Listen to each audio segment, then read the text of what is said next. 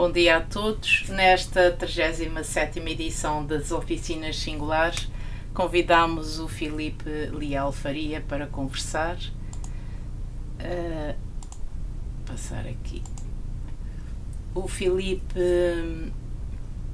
Filipe nasceu em Lisboa, é licenciado em Arquitetura,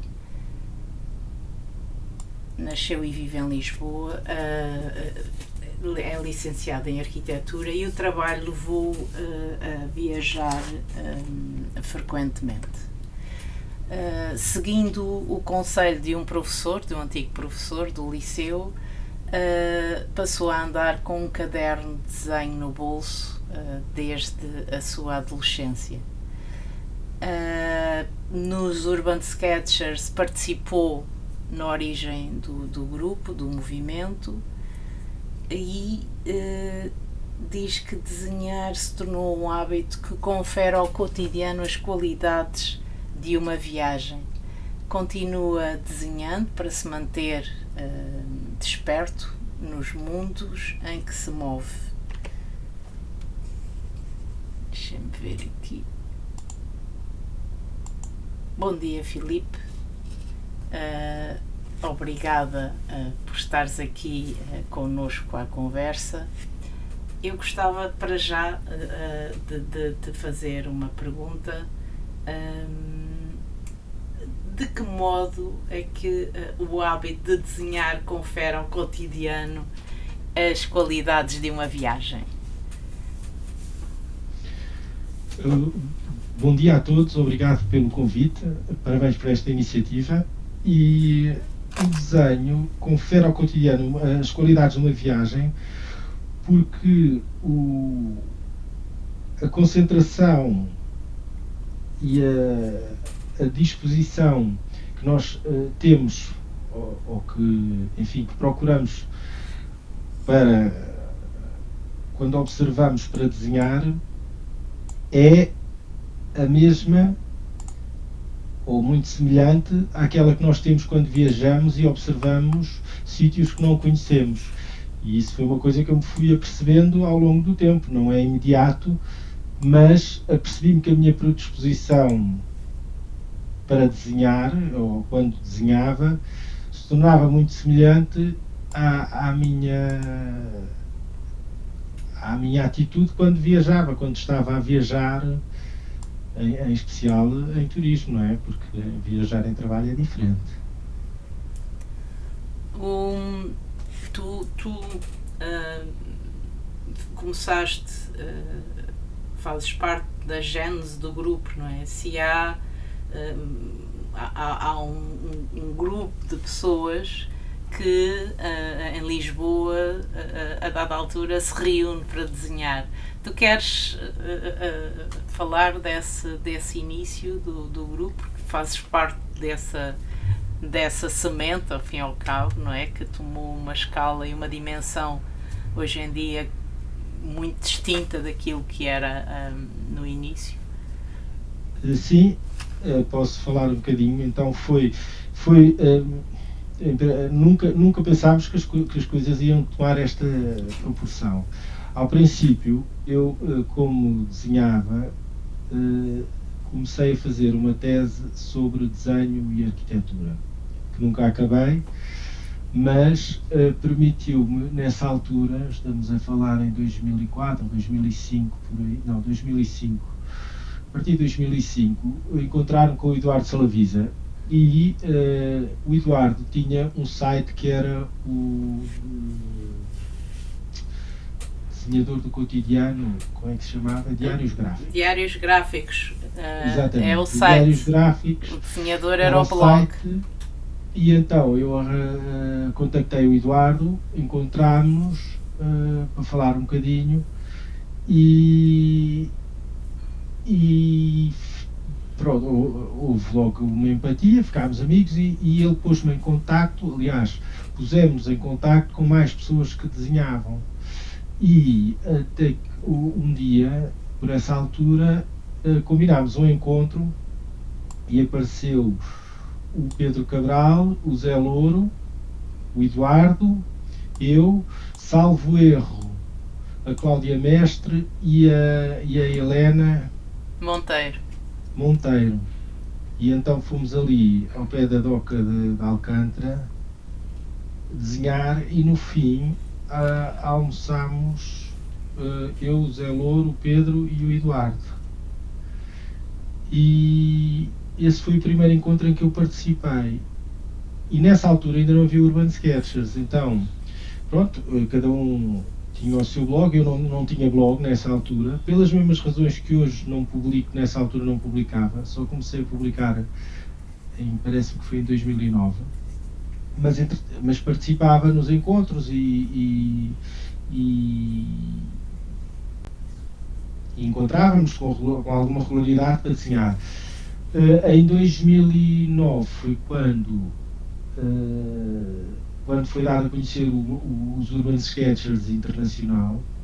As datas eu espero não me estar a enganar, mas foi por aí.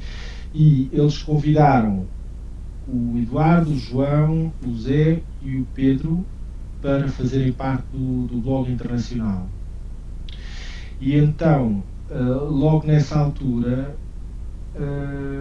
começou-se a pensar fazer uma delegação do site cá em Portugal, porque começámos a perceber que havia muita gente que desenhava e que estava motivada para ter um centro de partilha. E foi então que resolvemos criar o Urban Sketchers Portugal. E entretanto também se juntar a nós o Mário Linhares, e nessa altura então as coisas começam a ganhar uma forma em termos de delegação nacional. E se não me engano, nós fomos a primeira delegação nacional a aparecer depois do site dos Urban Sketchers Internacional. Fomos a primeira delegação do país. E daí eles nos terem convidado, depois do primeiro simpósio de Portland, nos Estados Unidos, convidaram-nos para organizar o primeiro simpósio, o segundo simpósio do Urban Sketchers Internacional em Lisboa em 2011. Foi um sucesso. Então, pronto, e a partir daí a coisa deu um salto muito grande. Sim, aliás, eu julgo que o último foi na Austrália, não é? Acho eu. E eu acho, ou na Nova Zelândia. Sim, na Nova Zelândia, sim. Pois, eu depois, a partir de certa altura, principalmente quando imigrei, afastei-me um bocadinho das iniciativas da que veio a ser a associação, né, entretanto se tornou associação, e pronto, perdi um bocadinho, embora siga sempre online o que se vai passando, deixei de ser ativo na preparação dos eventos. Cada desenho é um bloco, dizes tu no teu blog, que se Sim. Constrói, esse blog se constrói bloco a bloco. Tu desenhas com muita regularidade, é uma prática que te acompanha regularmente ou é errática? Qual é a tua relação? Eu desenho com bastante regularidade, mas o que é curioso é que o desenho foi tendo diferentes papéis ao longo do meu percurso. Eu, quando comecei a desenhar nos anos 90, escolhia muito criteriosamente os motivos do desenho. Como a minha técnica era relativamente limitada, procurava só desenhar aquilo que sabia que ia desenhar relativamente satisfatoriamente, não é? Cujo resultado final ia ser dentro das minhas expectativas.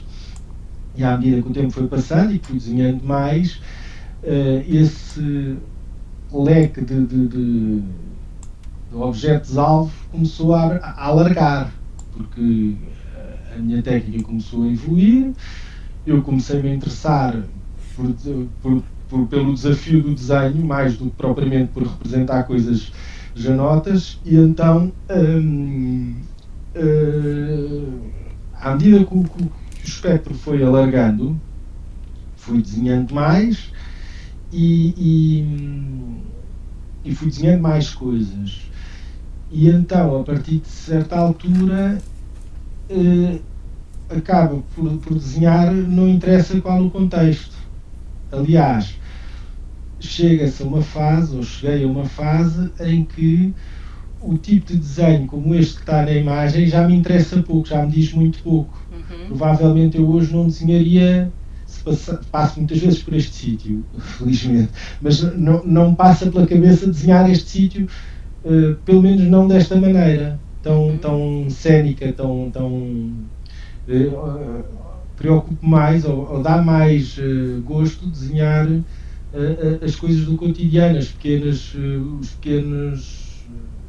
imagens do cotidiano hoje em dia. Tudo isto para dizer que desenho com a regularidade suficiente de não ter, quer dizer, não fazer uma escolha criteriosa do que vou desenhar.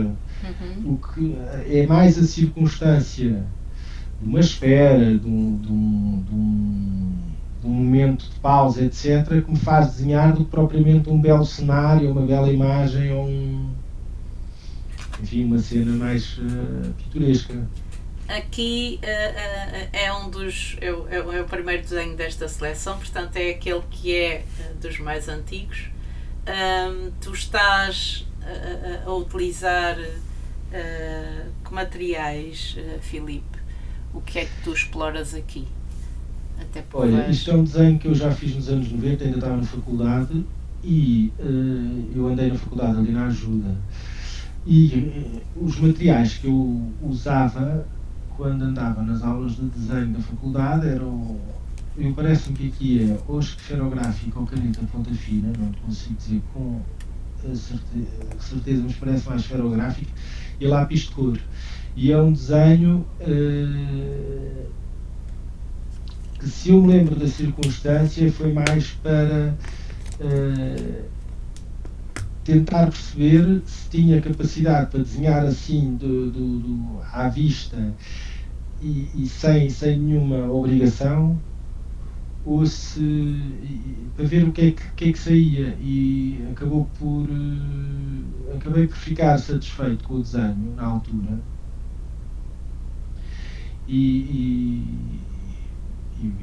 digitalizei, já não sei se publiquei ou não, mas desta fase foi um desenho que me satisfez, dentro daquela lógica nesta altura eu não desenhava tudo o que me aparecia à frente, desenhava assim algumas coisas que escolhia com mais com mais cuidado. Dizias há pouco que depois, ao longo da tua vida, tu tens vindo a explorar coisas e a fazer uma série de experiências que te fazem naturalmente hoje em dia desenhar de maneira distinta, não é? Ou pelo menos olhar, se calhar é o olhar que muda, não sei, mas no fundo, quer dizer, havia um livro que eu quando estudei desenho, quando estudei para fazer a tese, li muito sobre desenho. E havia um espanhol que tinha uma frase muito importante, que é: quando nós olhamos para as coisas não mudam, mas nós mudamos. E portanto, no desenho passa-se isso. Quando nós desenhamos as coisas continuam lá, igual ao que sempre foram. Nós é que nos transformamos a cada desenho que fazemos. E por isso é que esta atividade nos torna pessoas dinâmicas, quer dizer, nós estamos constantemente a questionar aquilo que estamos a ver, e isso é uma grande, como é que eu ia dizer, é uma característica que para mim é muito importante. Por isso é que eu gosto de desenhar de muitas maneiras, por isso é que eu não me prendo a uma técnica exclusivamente. Gosto de desenhar em muitas técnicas para perceber bem, no fundo, para me pôr na posição de várias, enfim, para ter vários problemas para resolver, para perceber quais são as problemáticas de cada técnica, de cada papel, de cada circunstância e até de cada motivo que for desenhar. Aqui é o Monte Brasil, uma página à aguarela, o que é que procuravas aqui? Ainda andaste à volta da aguarela? Tu andaste à volta da aguarela há muito tempo? Olha, não te sei dizer já, mas como tudo o que eu tenho feito, nunca foi uma coisa sistemática. O facto de eu ter alguns desenhos à aguarela não quer dizer que só desenhasse à aguarela, também desenhava com outras coisas. Porque nesta questão do desenho, da observação, do desenho do cotidiano, chamemos-lhe assim, eu olho muito mais, sou muito mais cioso da circunstância do que propriamente da técnica ou do resultado. O que é que eu quero dizer com isto? Para mim é mais importante fazer o registro, não importa se com papel de grande qualidade ou papel de má qualidade, não importa se com uma caneta de tinta da China, japonesa, não sei o quê, ou se com uma esferográfica ou um lápis. Quando eu acho que tenho que desenhar, desenho num guardanapo de papel, o que for, porque não é o resultado que me interessa, é o próprio ato de desenhar que me interessa mais. E neste desenho, particularmente, vê-se que isto é uma folha que eu tirei de uma agenda, não é? Para fazer um desenho. Até está ali riscado maio de 2006. 2006 foi quando eu fui aos Açores a última vez. E pronto, e desenhei na agenda e nos Açores em particular, eu achei que a atmosfera era muito vaporosa, muito, como é que eu hei de dizer, como acontece, olha, hoje aqui em Lisboa também está assim, com muita névoa, muito sem contornos, não é? E que pedia muita técnica da aguarela para as coisas se misturarem umas com as outras, para os contornos se diluírem, para não haver uma clareza e uma nitidez de contraste que nos sítios onde há muito sol e pouco vapor de água, nos sítios mais secos, principalmente nos dias de sol, vê-se grandes contrastes, não é? Nos Açores e nos sítios marítimos os contornos diluem-se muito mais e foi por isso que usei a aguarela. Aliás, podemos ver que, por exemplo, no extremo daqui do Monte Brasil não percebemos onde é que acaba o mar e começam as nuvens. E isso é um aspecto que eu acho interessante, esta falta de contornos, esta fluidez. Tenho vários desta viagem que são assim e gostei muito gostei de os fazer na altura, gostei de pensar sobre isso, porque na prática foi uma percepção que eu tive no local e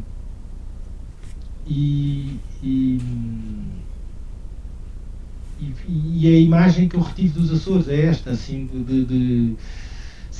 sem contraste, uma coisa muito fluida, muito misteriosa. Nesses dias mais cinzentos, sim, há uma densidade atmosférica que não permite e que é muito interessante, aliás, não é? Eventualmente, se tivesse continuado nos Açores e não me tivesse ido embora, teria continuado a explorar este caminho. Isso é engraçado, pensar nisso.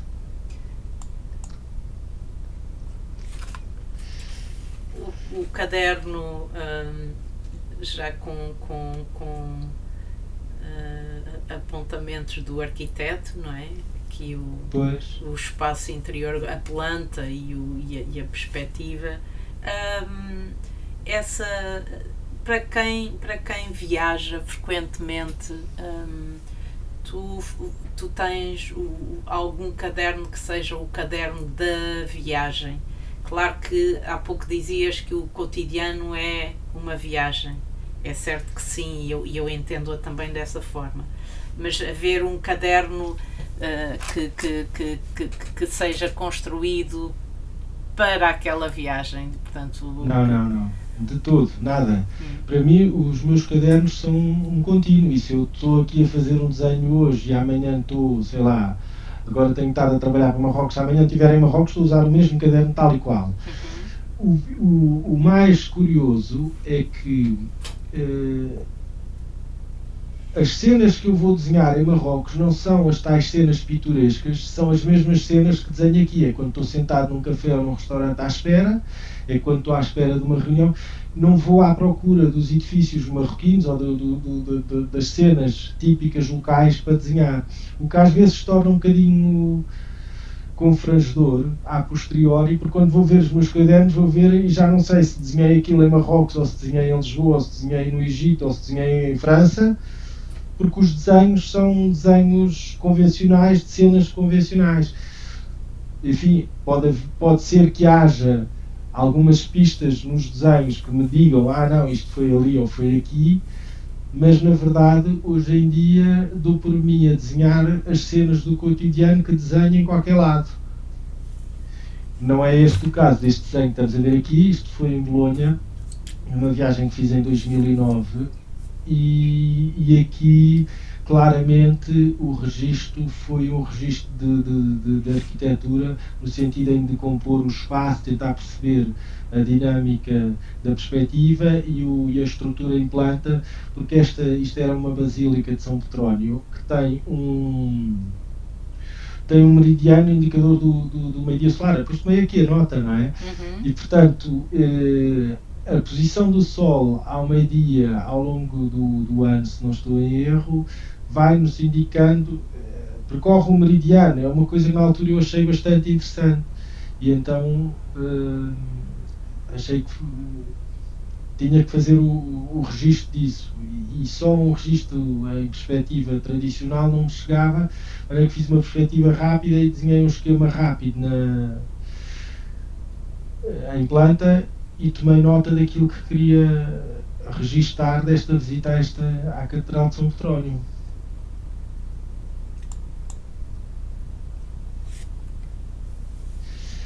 Aqui foi este desenho já é o resultado de umas experiências que eu fiz com canetas de feltro. Em 2010, uma tia minha ofereceu-me uns tojos de canetas de feltro, de ponta de pincel, e eu comecei a usá-las à procura do que é que poderia, como é que poderia ter uma expressão interessante só com as canetas de feltro. E passei desde do verão de 2010 o inverno de 2010 a 2011 a desenhar com essas canetas. Quando cheguei ao verão de 2011 já a técnica estava bastante dominada e então eu nessa altura passava muito tempo em Santa Cruz, ali ao pé de Torres Vedras, e então desenhava muito cenas da praia. E aqui já se vê que já dominava bastante bem a caneta de feltro para, enfim, transmitir uma cena marítima com a expressão, enfim, que eu encontrei na altura e com a técnica da caneta de feltro a reforçar os traços principais da cena. Aqui há outra experiência também. Esta é muito engraçada. Foi nesse verão de 2011, quando eu já dominava a técnica das canetas de feltro, que todos os dias, no verão, nas férias, fui-me sentar no mesmo sítio a desenhar este motivo, que é o Penedo do Guincho, que é uma rocha muito importante lá em Santa Cruz. E então, neste verão de 2011, todos os dias me sentava, não era à mesma hora, mas tentava desenhar o Penedo do Guincho, e tenho não sei quantos Penedos do Guincho, todos de maneira diferente, desenhados, a maior parte deles a caneta de feltro, mas às tantas depois também comecei a desenhar com outras técnicas, e é curioso que todos os desenhos são completamente diferentes, porque a atmosfera muda de todos os dias, não é? E aquilo que aos nossos olhos parece imutável, na verdade não é, muda sempre. E isso é muito engraçado. Foi uma experiência muito divertida durante umas férias. Aqui também. Aqui este é anterior, não é? Aqui foi um lapso meu. Mas dá para perceber que ainda andava à procura do que era a técnica das canetas de feltro. Aqui, por exemplo, ainda fazia muitas sobreposições de cores, coisa que não resulta, a meu ver, assim tão bem quanto as cores usadas sozinhas, não é? Sim, como Sem aqui, não é? Como sobreposições, aqui, não é? exatamente. Ok, vou E, voltar. e pronto, isto era em Aveiro, nesta altura também ia muito a Aveiro, morava lá a parte do tempo, e é um dos canais de Aveiro em que usava, fazia primeiro um, umas, o desenho em caneta de feltro preta e só então depois coloria a caneta de feltro, ao contrário dos Deste. desenhos desse em que fazia diretamente a caneta de feltro, não fazia contornos, não No, fazia nada, fazia diretamente. aqui o desenho acontece diretamente, não é? Sem ser quase o colorir da superfície. Exatamente, Uhum. exatamente. Quando ganhei o domínio suficiente da caneta de feltro que me permitiu dispensar os contornos, passei a desenhar só com a caneta de Será, feltro diretamente. será que tem a ver também com o motivo que estás a desenhar, o facto de ser aqui de ser algo construído, edificado? É capaz, nunca pensei nisso, mas pode ser porque de facto as estruturas regulares, a série, a repetição de motivos é uma coisa que é bastante mais difícil de fazer com mancha diretamente. Ou seja, o uso da linha permite-nos, por exemplo, dominar melhor as séries, as repetições, mas na verdade nunca tinha pensado nisso, mas pode ser que seja. Mas enfim, eu passado algum tempo nos desenhos depois que fiz de canetas de feltro, desenhei sempre diretamente com a caneta de feltro, independentemente do motivo. É claro que depois há experiências que resultam melhor, outras que resultam pior. E talvez no desenho do construído, daquilo enfim, dos objetos mais regulares, os desenhos a caneta de feltro não resultem tão bem. Não sei. Enfim, tenho estou-me a lembrar de um do Centro Cultural de Belém que fiz diretamente a caneta, se não me engano, e que não ficou. Mas enfim, é tal Mas, coisa. mas isso Depende. já obriga a um treino, não é? Um treino É, muito grande. sim, Aqui sim. uma ida ao barbeiro, Sim. dizes que fazes isto com frequência, este registro nesta situação? Já fiz mais. Já fiz mais. Nesta altura foi quando. Aliás, eu comecei a fazer estes desenhos no barbeiro porque vi desenhos do barbeiro já não sei de quem. Não sei se foi do João, se foi de algum Urban Sketcher internacional, mas é muito engraçado porque efetivamente para nós homens ir ao barbeiro é estar numa situação em que estamos ali numa cadeirinha sossegados à espera que o senhor acabe de cortar-nos o cabelo. E às vezes até temos um bocadinho à espera que ele chegue, já todos ataviados. E então eu este desenho lembro que foi num barbeiro que havia lá em Torres Vedras e que eh, em que tive um bocadinho para fazer o desenho e fiz o desenho com as linhas para ser rápido, não é? Porque também isto tem que ser uma coisa relativamente rápida e só depois é que colori quando cheguei ao escritório mais tarde. Uhum. Que é uma coisa que normalmente não fazes, não é? Portanto, Não. normalmente Normalmente não realizas o faço. desenho no sítio e fica. Pronto, sim. Ok, aqui. Tinhas-me dito no outro dia que, voltando aqui à figura, desculpa, Sim, hum, que uma das coisas que te inibia mais no início era a representação da figura humana das pessoas, não é? sim. E não deixa de ser curioso, a partir de certa altura, começarmos a ver pessoas nos teus desenhos, não é? O que é que faz Pois, com que tu deixes de ter esse essa receio e inibição. passes a fazê-lo com à vontade? Ah, Bom, à vontade, enfim, o pelo que menos se faz é o desafio, porque cheguei a certa altura em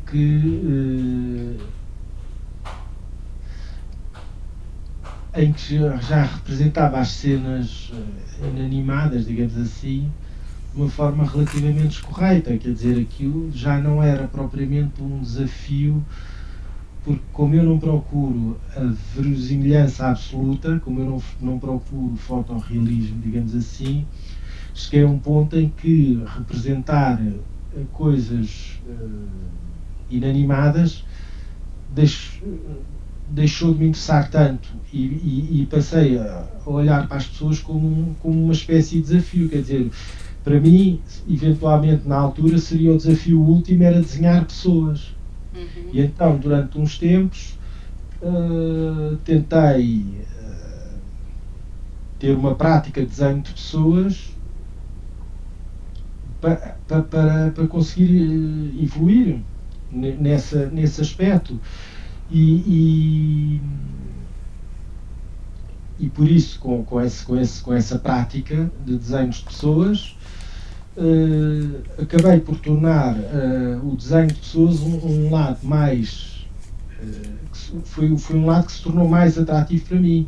E tanto é que hoje em dia é raro desenhar cenas sem pessoas. Eu prefiro desenhar as cenas com as pessoas do que desenhar sem pessoas e no fundo, aquilo que à partida era uma limitação, que era o desenho de pessoas, tornou-se hoje em dia um motivo, um estímulo para desenhar.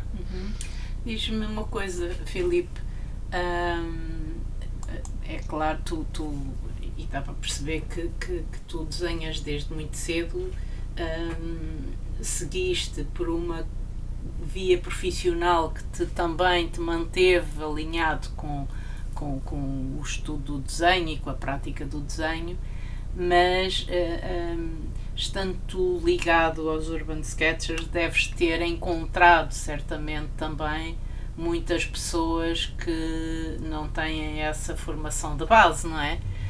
E que tiveram certamente essa dificuldade ou essa inibição perante alguma coisa que não conseguiam realizar. O que é que tu achas?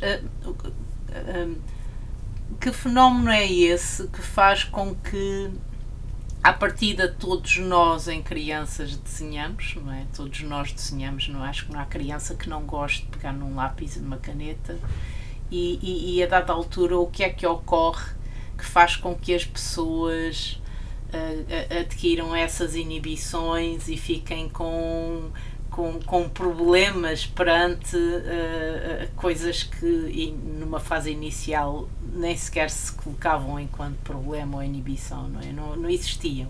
Portanto, e se é que há efetivamente alguma limitação, porque um grupo como os Urban Sketchers à partida abraçam todas as pessoas que gostem de desenhar, não é? Partindo do princípio que isto é uma prática acessível a qualquer um.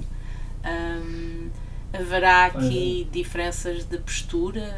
Haverá de facto um universo acessível? Eu lembro-me de ter lido sobre esse assunto quando andava a estudar mais a fundo esta questão do desenho, e aquilo que a explicação mais satisfatória que eu li foi de uma americana, que era a Betty Edwards, que escreveu o Drawing with the Right Side of the Brain. Tem várias coisas. Que basicamente os miúdos começam por desenhar porque é o método de expressão, digamos, escrita gráfica, o método de registro que melhor se permite, uma vez que eles não sabem ler nem escrever, registar aquilo que a sua experiência sensorial, de observação principalmente. E depois chega a certa altura, a partir dos 6, 7 anos, quando eles começam a aprender a ler e a escrever e o seu vocabulário começa a ficar mais completo, que eles percebem que eles, quer dizer, nós, as pessoas, percebem que o discurso verbal é muito mais facilmente manipulável do que o discurso do que a imagem, porque o discurso verbal vive de abstrações, e que essas abstrações são, como é que eu ia dizer, mais manipuláveis nos sentidos em que lhe podemos dar do que uma casa que a gente quer representar de determinada maneira, mas por não termos uma técnica muito desenvolvida, não conseguimos fazer exatamente aquilo que queremos. E então, entre os 6 e os 12 anos, dá-se um grande aumento do domínio do discurso verbal, enquanto que o discurso gráfico, chamemos-lhe assim, não acompanha essa evolução. E, portanto, chega ali aos 10, 12 anos e ou temos as crianças que têm uma forte queda para o desenho e que continuam a desenhar, independentemente de dominarem melhor ou pior o discurso verbal, e temos as outras crianças que adquirem um domínio do discurso verbal que as satisfaz mais do que o discurso gráfico, do que o desenho, e que começam a recusar o desenho em detrimento do discurso verbal. E então começa a haver aquele discurso do eu não tenho jeito, eu nunca desenhei bem, eu não gosto de desenhar, eu não consegui. Ora, o que acontece, a meu ver, é que é o papel dos professores de desenho em particular, embora não sendo eu e quem sou eu para estar a dizer, mas um dos papéis que eu acho que é importante no desenho é mostrar às pessoas que é uma ferramenta tão útil e legítima como a escrita, porque nas gerações anteriores à nossa, eu lembro-me particularmente dos meus avós, eles não hesitavam em fazer um esquema para nos mostrar fosse o que fosse, como é que funcionava uma bomba de um motor, como é que não sei o quê, isto é muito simples, dá-me uma caneta e um lápis. E depois faziam assim uns esquemas muito grandes e diziam, pronto, estás a perceber. E esses esquemas eram efetivamente explícitos. E, portanto, neste tipo de... Este tipo de utilidade do desenho perdeu-se um bocadinho nestas últimas gerações, quer-me parecer. As pessoas preferem recusar completamente o desenho do que olhar para ele como mais uma ferramenta de expressão e que é útil, que tem as suas características particulares, mas que serve para muita coisa. Inclusive é para nos exprimirmos, não é? Aqui na sequência das tuas experiências, estás a trabalhar sobretudo com as sombras e os cheios e os vazios, não é? Há aqui um desenho que se faz então, sobretudo com mancha. Eu acho que todos, não é? No fundo, deixamos de influenciar muito pelas pessoas com quem nos damos e com quem desenhamos. No caso, o Eduardo Salavisa, o Pedro Cabral, o Zé Louro, o João Catarino. E, enfim, esses meus amigos dos desenhos mais antigos com quem eu me dei mais tiveram uma forte influência na minha maneira de olhar para as coisas. Este é claramente um desenho onde eu tenho a influência do João Catarino, não é? E foi uma viagem à Nova Inglaterra em que eu fui desenhar as fábricas de selagem da Nova Inglaterra e a técnica que usei para representar esta fábrica foi justamente a que aprendi, entre aspas, observando os desenhos do João Catarino. Portanto, é um desenho que acho muito curioso por causa disso. Uma passagem para outra coisa completamente diferente em termos de gráficos, não é? Gráficos, sim. Este já foi usando o mesmo método de contraste do desenho anterior, mas aplicando a esferográfica. Isto foi num encontro que fizemos em Sesimbra e quem está ali a desenhar é o Zé Louro. E então aqui também, sem desenhar os contornos todos dos objetos, tentar, através do contraste e do positivo, negativo e das zonas de sombra, representar as cenas, enfim, que estava a ver.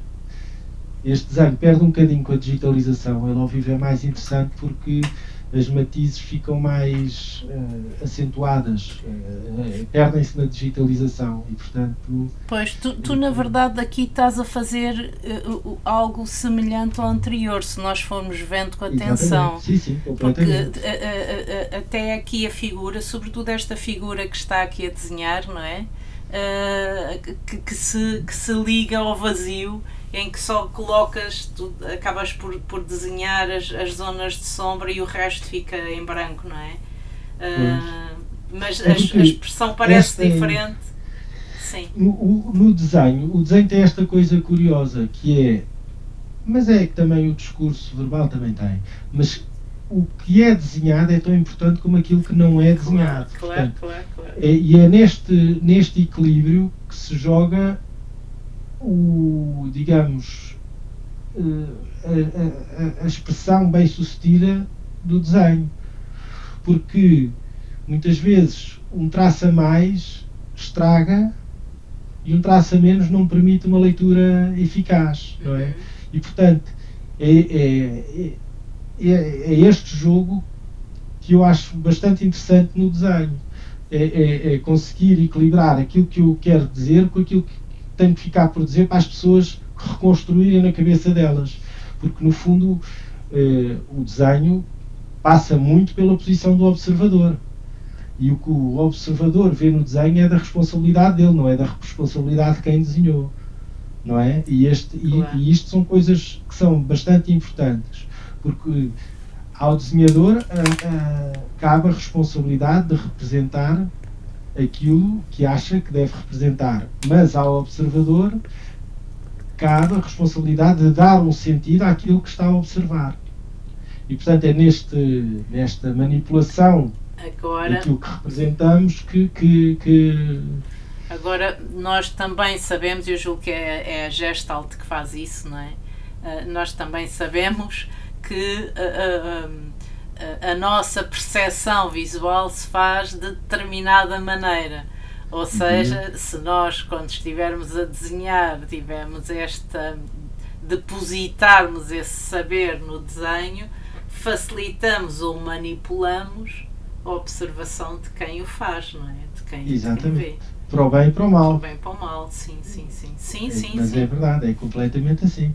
E é isso que torna o desenho interessante, não é? E que permite também, pelo menos no meu caso, eu encaro o desenho como uma espécie de jogo, é uma espécie de paciência, não é? De ver e descodificar aquilo que eu quero pôr no papel e aquilo que eu não preciso de pôr no papel para as pessoas adivinharem, não é? Que é o caso ali do corpo do desenhador, que está meio curvo, mas que não tem lá curva nenhuma, não é? Exatamente. Na verdade, o espaço envolvente é que o define. Aliás, está trancado ali de umas sombras que estão ali ao lado, não é? A forma acaba por ser definida assim. Isso é... aqui conjugas o marcador novamente com uma esferográfica, eu penso que é uma esferográfica. É uma esferográfica. Onde trabalhas sobretudo com a trama e com os valores de claro-escuro. Queres falar desta página, desta dupla página? Sim, estes desenhos foram feitos numa travessia do Atlântico que eu fiz aqui há uns anos. E então são desenhos claramente de registro, no fundo, para além de ter muito tempo, num universo relativamente confinado, como é um barco à vela pequeno, queria registar esta experiência, de maneira que com uma esferográfica e com o caderno acabei por fazer uma espécie de desenho menos experimental, mais, quer dizer, a usar aquilo que eu já sabia do desenho para registar a experiência. E no caso do desenho da esquerda, dei a caneta de feltro mais tarde, não é? E no caso da direita, foi a esferográfica, e eu quero me parecer, não me lembro já exatamente, mas que também reforcei um bocadinho os contrastes depois de fazer o desenho, quer dizer, fiz o desenho de linha na altura, e depois dei talvez alguns apontamentos e depois reforcei os contrastes para ter uma maior profundidade. Exatamente. De resto, são cenas do cotidiano a bordo de um barco à vela no meio do Atlântico. Não tem assim em termos de desenho nenhuma particularidade a não ser essa de ser o registro de uma viagem. De uma viagem, essa é a particularidade, não é? Aqui na Arábia Saudita, queres falar da tua relação com o desenho neste lugar? Foi muito estranho. Eu vivi na Arábia Saudita entre 2014 e 2016, e quando lá cheguei, digamos, nós recebíamos uma lista de comportamentos a evitar e aquilo era de tal maneira constrangedor que eu me sentia muito inibido de desenhar em público. E então, no cotidiano, desenhava cenas no escritório, etc., mas não comecei a desenhar com uma regularidade muito menor do que aquilo que desenhava quando não estava lá. Esta fotografia em particular foi já no fim da minha estadia na Arábia Saudita. Fiz uma viagem com os amigos ao sul, há umas montanhas que há no sul, e uma aldeia em que eles recuperaram as casas, e fica uma aldeia muito pitoresca na montanha, com uns prédios muito altos e tal. E então eu fui desenhando à medida que estava fazendo a visita, e às tantas este senhor que está representado, que está na fotografia com a bengala, veio ter comigo e disse: estás aí a desenhar, mostra lá o que é que estás a fazer. Isto tudo sem ele falar inglês e sem eu falar árabe. Portanto, ele dirigia-se-me em árabe, eu percebi mais ou menos o que é que ele queria, mostrei-lhe o caderno, que giro e tal, então desenha-me lá a mim. E eu fiquei assim um bocado, desenhar-te a ti, então e se não gostas do desenho? O que acontece? Não, ou qualquer coisa, não é? Não tive propriamente a alternativa e disse: está bem, pronto, olha, ponha-se lá. Ele escolheu o cenário, pôs-se lá com a cadeirinha, com o tabuleiro de café, com o outro senhor que era o motorista dele, e eu pus-me a desenhá-lo. No fim, mostrei-lhe o desenho, ele gostou muito, disse qualquer coisa ao motorista que sai de cena num instante, não é? E tirou muitas fotografias e tal, e eu disse-lhe: olha, tenho muita pena, mas eu não vou poder arrancar esta página do meu caderno, quero ficar com esta página. E ele disse: não faz mal, eu já tirei as fotografias. E então, entretanto, chega o motorista com uma manta, e ele dá-me uma manta e diz: olha, obrigado por me teres desenhado, isto é um presente para ti, por teres feito o desenho e tal, e teres estado aqui um quarto de hora a olhar para mim e a desenhar-me. E foi muito engraçado, que eu ainda hoje guardo essa manta com muito carinho por causa desta história da Arábia. E o susto que foi não estares à altura da expectativa do senhor, não é? Pois, quer dizer, eu até mostrar o desenho ao senhor e ver a cara dele satisfeito, estava um bocadinho apreensivo, porque se a coisa corria mal, eu não sabia qual era a reação que ele ia ter, não é? Porque, enfim, são povos um bocadinho diferentes, culturas um bocadinho diferentes da nossa. Da nossa, claro. Aqui a tua relação com os marcadores, não é? E o papel, o suporte. Exatamente. O que é que acontece? Eu não sei se já disse, mas eu gosto muito de, mais do que propriamente escolher materiais que se adequem àquilo que eu quero dizer, eu gosto de adequar aquilo que eu quero dizer aos materiais que tenho à mão. E aqui tinha um caderno muito texturado, com umas folhas com uma textura muito grande, e tinha os marcadores que já se estavam a acabar, não é? Que já estavam a deixar de escrever com o débito de tinta quando são novos. E então acabou por um desenho num café em Lyon, onde eu também morei há algum tempo. Acabou por um desenho que à partida não seria nada de... era uma cena convencional, acabou por resultar muito bem por causa da plasticidade que ganhou, graças à textura do papel e aos marcadores já não estarem a funcionar a 100%. E então isto é muito engraçado, porque leva-nos aos imponderáveis do desenho, que são um aspecto do desenho que eu também gosto particularmente, que é quando nós começamos cada desenho, eu não consigo ter um roteiro daquilo que vou fazer, quer dizer, não consigo dizer primeiro vou fazer isto, depois vou fazer aquilo. Há certos gestos que eu já sei que vou fazer, por exemplo, normalmente tenho tendência a começar da esquerda para a direita e de cima para baixo. Mas isto é uma coisa geral, não quer dizer que seja assim todos os desenhos, são enfim, coisas que até já estão estudadas, mas que eu me apercebo também à medida que vou desenhando. Mas, no entanto, quando eu digo imponderável do desenho, é este resultado entre a nossa disposição na altura, as técnicas que estamos a usar e a circunstância em que estamos a desenhar. E às vezes resulta bem, outras vezes resulta mal, não é? Quer dizer, quando, sei lá, um imponderável é entornar um café por cima de um desenho. Depois podemos transformar a mancha que o café fez em qualquer coisa de mais expressivo, graficamente, ou então pode só ficar uma folha toda empapada em café. Portanto, este imponderável é um aspecto que eu também gosto muito de trabalhar com ele. E neste caso era os marcadores, sem saber exatamente qual era o grau de expressão que ia ter, e a textura. Este desenho foi feito no mesmo caderno, aliás foi feito na mesma altura, se não me engano, e é um edifício, foi um concerto que eu fui ao ar livre, também em Lyon, à frente do teatro, e em que, além do aspecto mais plástico da representação do edifício e do céu, quis dar um primeiro plano mais concreto, com as silhuetas dos espectadores, etc. E pronto, também é um desenho que na altura me deu bastante gozo fazer.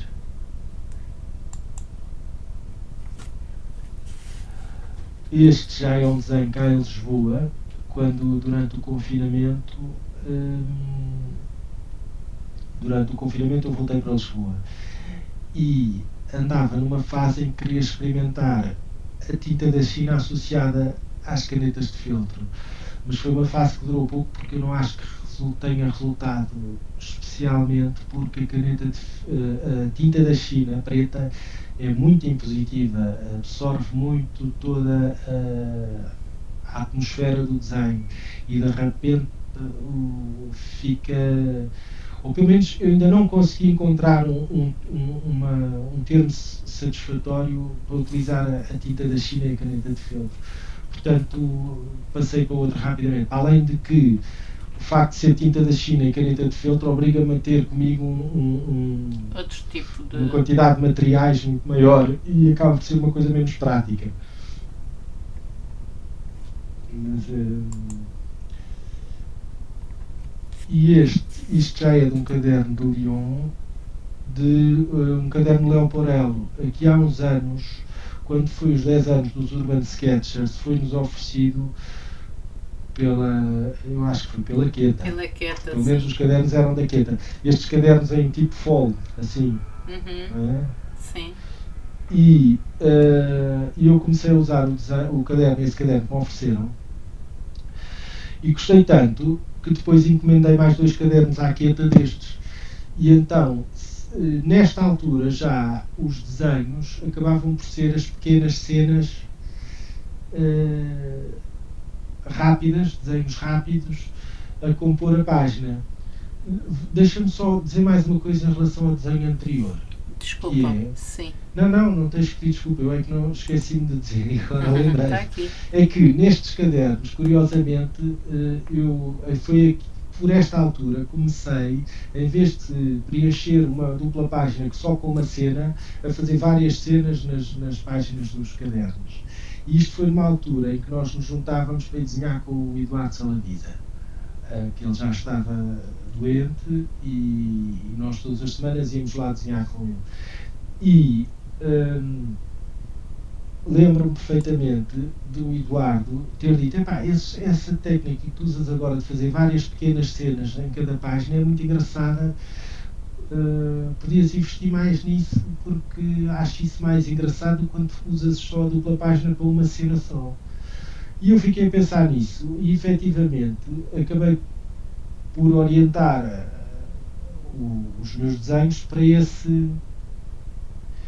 esse tipo de representação, por várias ordens de razões. A primeira das quais é que esta maneira de desenhar permite desenhos muito mais rápidos e menos detalhados, naturalmente, mas mais, como é que eu ia dizer, o facto de serem mais rápidos faz com que, independentemente da nossa disponibilidade para os fazer, o facto de ficarem acabados, por serem muitos, também são, de ficarem acabados ou inacabados, o facto de serem muitos matiza um bocadinho isso. Então podemos passar para a tal página, para a outra página, onde vemos que são desenhos do cotidiano, por exemplo, no aeroporto, ao almoço, enquanto estava à espera de qualquer coisa, e são desenhos em que eu não me preocupo se eles vão acabar ou não. Estou ali numa circunstância, estou a desenhar, de repente tenho que ir embarcar. Essa viagem do cotidiano que tu referias no início,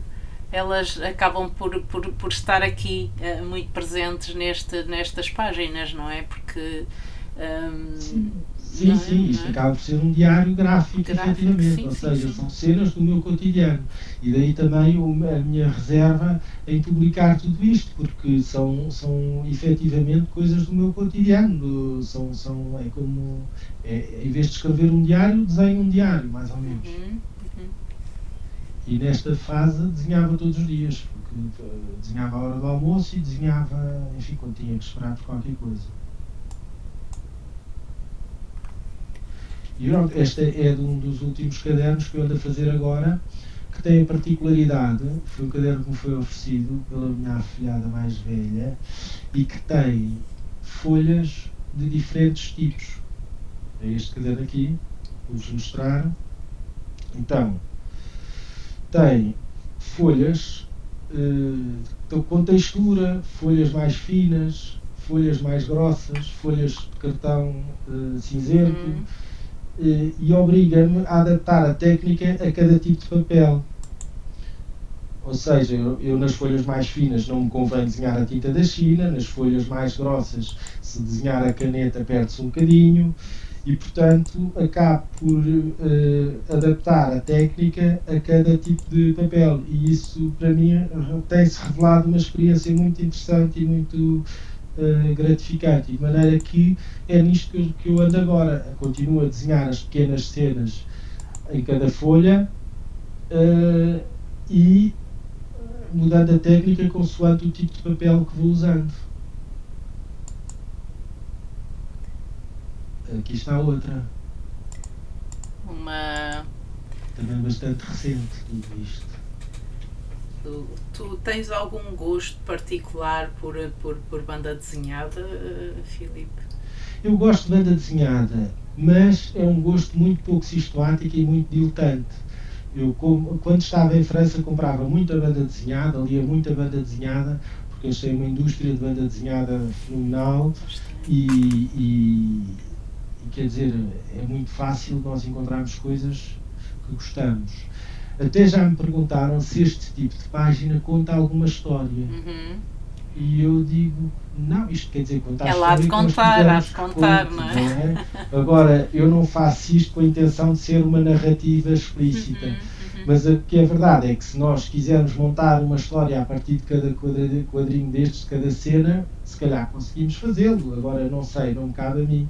Eu só represento aquilo que vou vivendo e pronto, e depois o resultado é este. Agora, quando começo uma página, nunca sei como é que ela vai acabar nem aonde. E tens vindo a reduzir os meios que utilizas, mas isso não quer dizer que não voltes a revisitar outra vez os marcadores. Exatamente, não, até porque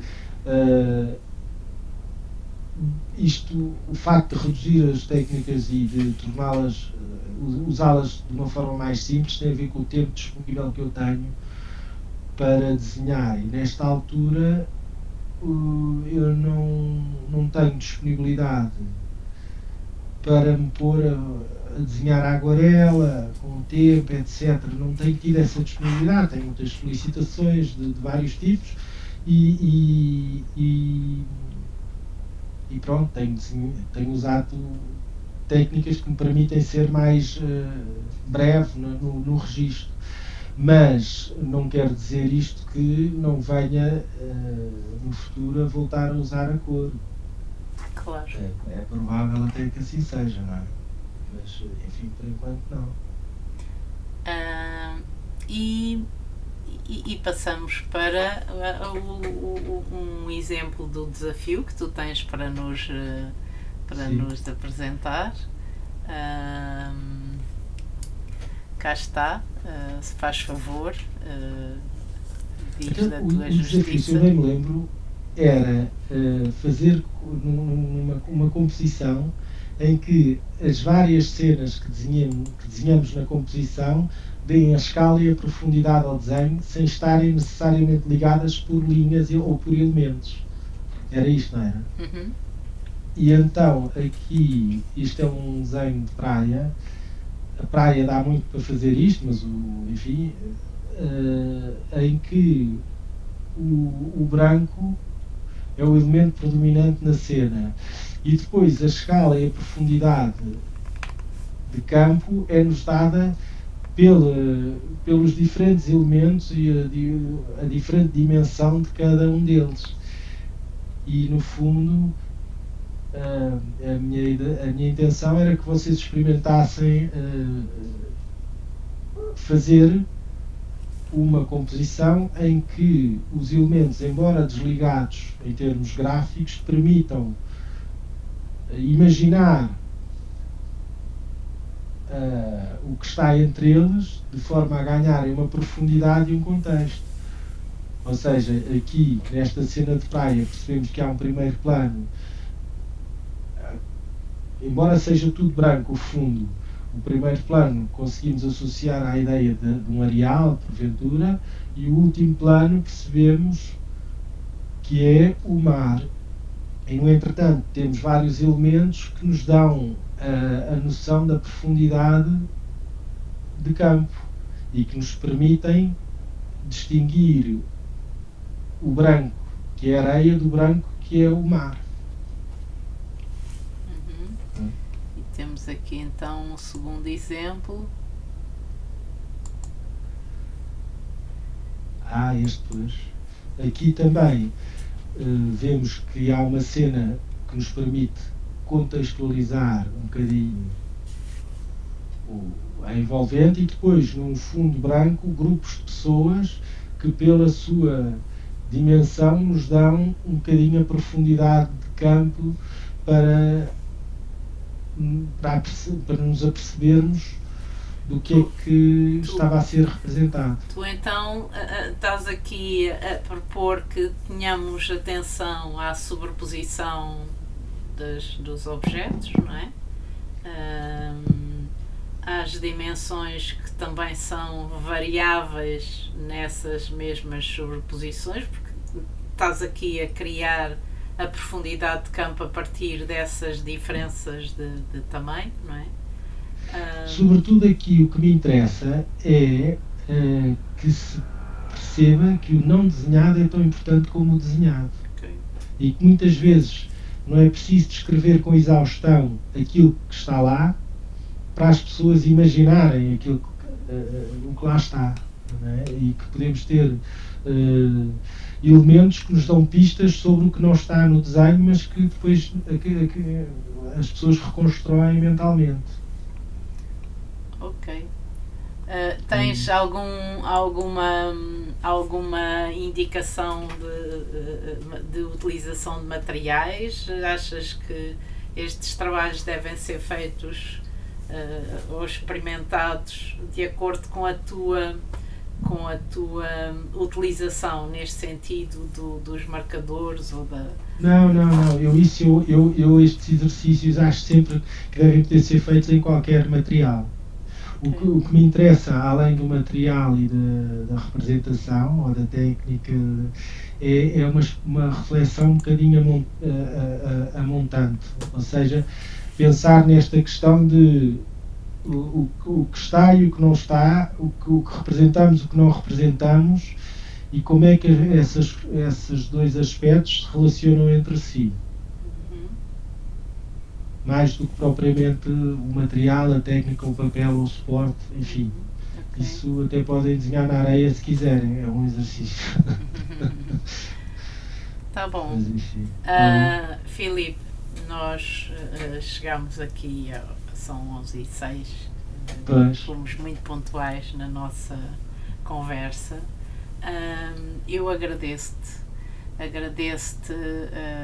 a disponibilidade e a forma como partilhaste aqui os teus desenhos e as tuas inquietações. Já sabes, quando vieres aos Açores, diz alguma coisa. Há de ser em agosto. É? Vou ao encontro da Ilha Terceira. Ok. Eu vou estar fora dos Açores. Que pena. Não vou estar cá, mas há aqui um grupo, eu julgo que irá acolher a Isa, que passa por aqui, e pronto, quando vieres a São Miguel, logo que seja fora dessa altura, diz alguma coisa. Pode ser que façamos aqui um desenhar com o Filipe, tá bem. E pronto, e acho que poderá ser uma boa oportunidade. Olha, muito obrigada. Eu peço que tu não desligues, está bem? Para poder depois agradecer-te pessoalmente. Tá bem. Até já, então. Obrigada.